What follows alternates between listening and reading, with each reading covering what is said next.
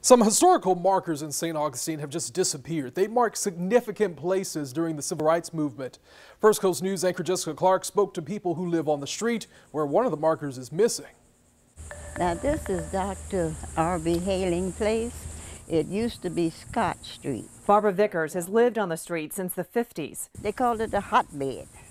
A hotbed because it was the main street out here that the Klans just came through. To intimidate the blacks who lived here in West Augustine. Every night they would come through here just shooting.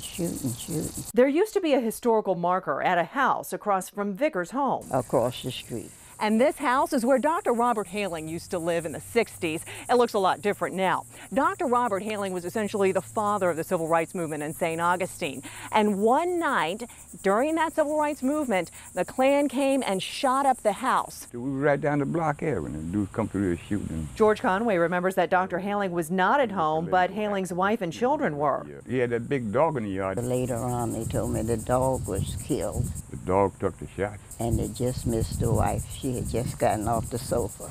They put the kids to bed.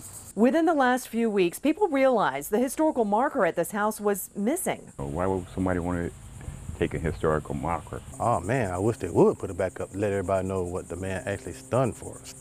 Well, it's foul play, I think, Another civil rights historical marker is also missing near downtown St. Augustine on Washington Street, taken right off the side of the building.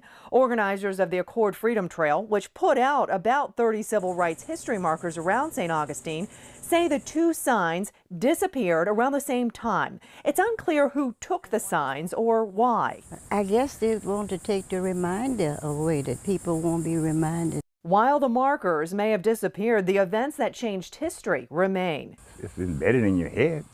You can't erase that. You can't erase the past. I remember everything. So taking the marker away didn't accomplish anything. In St. Augustine, Jessica Clark, First Coast News on your side.